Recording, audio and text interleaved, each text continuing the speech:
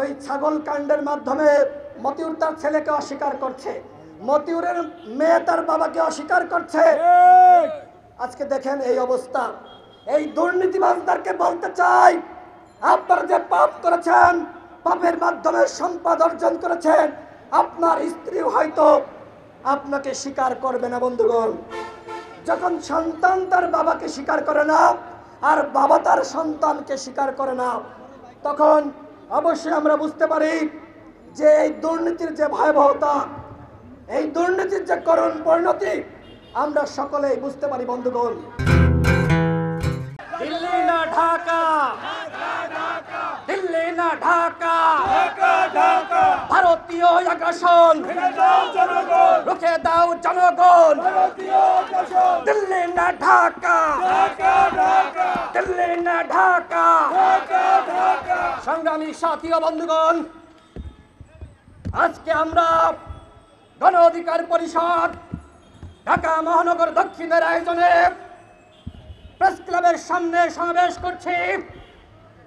ওই দিল্লির আগ্রাসনের প্রতিবাদে লেন্দুর দর্জের ভূমিকায় অবতীর্ণ হয়েছে।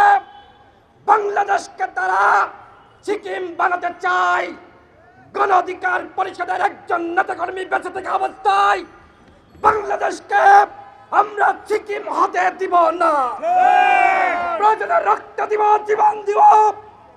৩০ লক্ষ শহীদ যেভাবে বুকের তাজা রক্ত রাজপথে ঢেলে দিয়েছিল, গণ অধিকার পরিষদের তরুণ নেতৃবৃন্দ প্রয়োজনে শহীদ হবে, তবু বাংলাদেশকে মোদির হাতে তুলে দিবে না। এইবার ভারতে গিয়ে দেশ বিক্রির চুক্তি করে এসেছে, অথচ তিনি সাংবাদিক সম্মেলন করে বলছেন, কোথায় দেশ বিক্রি করলাম? আপনি যখন বাংলাদেশের বুকের উপর দিয়ে ভারতীয় ব্যবস্থাপনায় ভারতীয় ট্রেন চলবে, আর আপনি বলেন আপনি দেশ দেন নাই, বিক্রি করেন নাই। আমরা এর আগে দেখেছি বাংলাদেশ থেকে ট্রেন কলকাতায় যায়, কলকাতা থেকে বাংলাদেশে আসে, কিন্তু যখন কলকাতার মধ্যে বা ভারতের মধ্যে প্রবেশ করে তখন যাওয়ার সাথে সাথে ড্রাইভার চেঞ্জ হয়ে যায়, ব্যবস্থাপনা চেঞ্জ হয়ে যায়।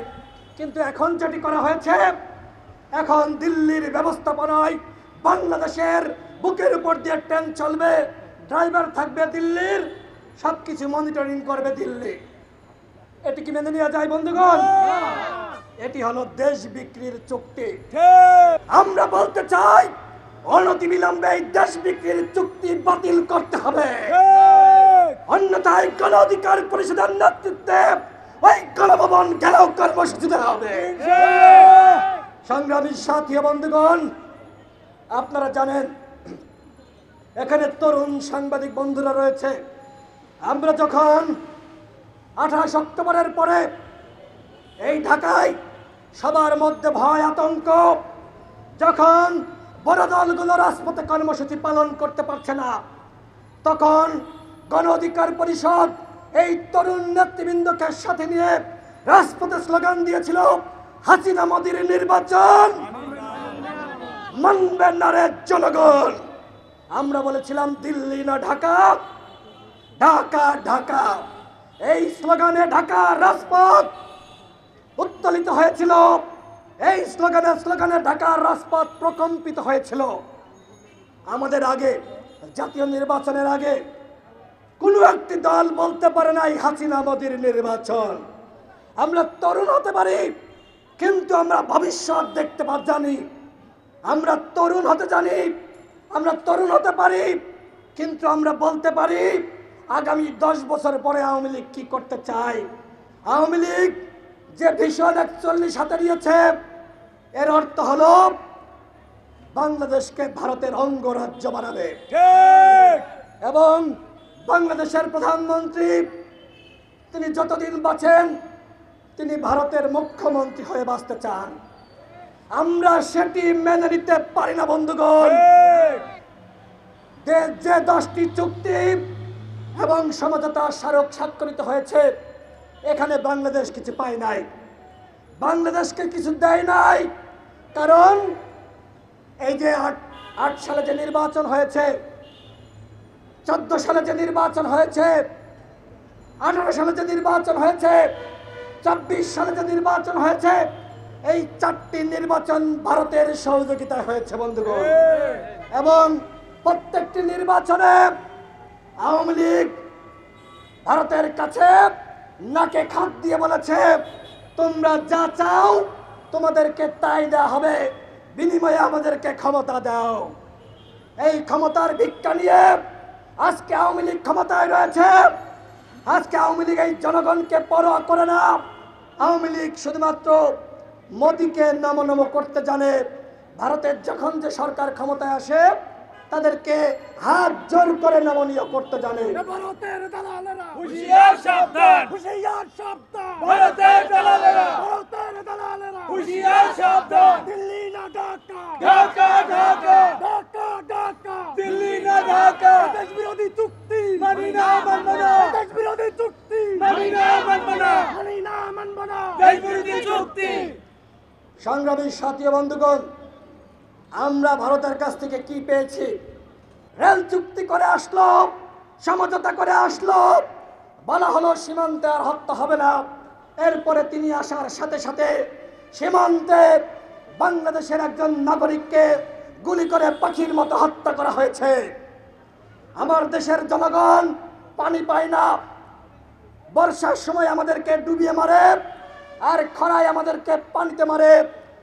তিস্তা চুক্তি শেখ হাসিনা করতে জানে না, করতে পারে না, সম্পূর্ণভাবে ব্যর্থ হয়েছে।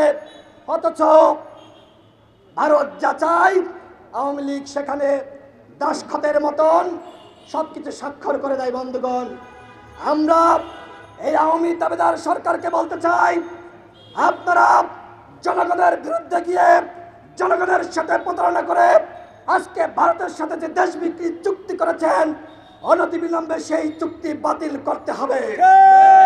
গণ অধিকার পরিষদের পক্ষ থেকে আমরা গত পরশুদিন প্রেস ব্রিফিং করে বলেছি, এই চুক্তি আমরা মানি না, এই চুক্তি আমরা মানতে পারি না। বন্ধুগণ, সংগ্রামী সাথী বন্ধুগণ, আজকে দেখেন আমরা বড় বড় দুর্নীতিবাজদেরকে দেখছি, আমরা আজিজকে দেখছি, আমরা বেনজিরকে দেখছি, আমরা আসাদুজ্জামানকে দেখছি, আমরা মতিউরকে দেখছি।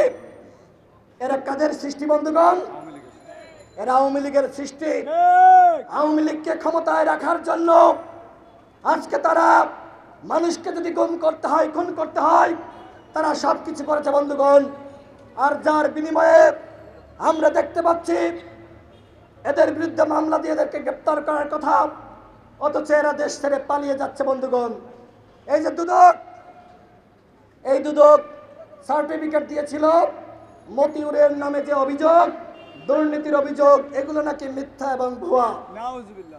এখন দেখেন, এখন ওই ছাগল কাণ্ডের মাধ্যমে মতিউর তার ছেলেকে অস্বীকার করছে, মতিউরের মেয়ে তার বাবাকে অস্বীকার করছে।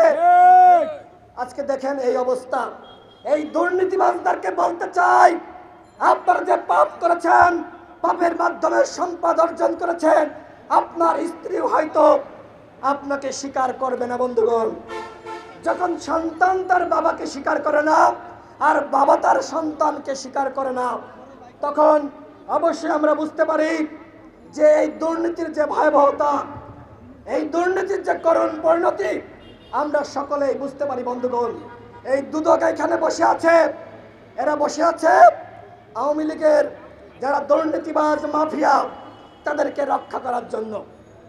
আর তাদের কাজ হলো সাবেক 3 বারের প্রধানমন্ত্রী খালেদা জিয়া, তাকে এতিমের 2 কোটি টাকা তিনি লুটপাট করেছেন, এই মিথ্যা এবং ভুয়া মামলায় তাকে গৃহ অন্তরীণ করে রাখা হয়েছে। বন্ধুগণ, আজকে দেখেন খালেদা জিয়া তিনি অসুস্থ, এই সরকার তার চিকিৎসার ব্যবস্থা পর্যন্ত করছে না।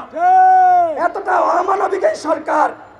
আজকের বাংলাদেশে রাজনীতি বলতে কিছু নাই। ডক্টর মোহাম্মদ ইউনূস কি বলেছেন? তিনি বলেছেন বাংলাদেশে একদলীয় শাসন ব্যবস্থা কায়েম হয়েছে এবং এখানে রাজনীতি করার কোনো পরিবেশ নাই, এখানে একটি দল ক্ষমতায় যায়, ভোটের কোনো পরিবেশ নাই। আমরা দেখলাম আমাদের প্রধানমন্ত্রী তিনি যেখানে এই যে 10টি চুক্তি এবং সমঝোতা সেটি নিয়ে ব্যাখ্যা বিশ্লেষণ করবেন, অথচ দেখলাম সাংবাদিকরা, সিনিয়র সাংবাদিক, তারা প্রধানমন্ত্রীকে কোনো প্রশ্ন করতে পারেন না, শুধু তেল মারেন, তেল। আজকে সাংবাদিক ভাইয়েরা তেল চর্চায় মগ্ন হয়েছে। আজকে প্রধানমন্ত্রীকে তেল মেরে ওই যে মঈনুল ইসলাম রাজাকারের সন্তান, তিনি আজকে প্রেস সচিব হয়ে গিয়েছে। দেখেন, যখন একজন রাজাকারের সন্তান আওয়ামী লীগে যোগদান করে তিনি ফেরেশতা হয়ে যান, আর যিনি রাজাকারের সন্তান নন তিনি গণ অধিকার পরিষদ, বিএনপি, জামাত করলে তারা হয়ে যায় দেশ বিরোধী। বন্ধুগণ, এই হচ্ছে আওয়ামী লীগের চরিত্র। আমরা বলতে চাই, বর্তমানে সবথেকে বড় রাজাকার হলো আওয়ামী লীগ।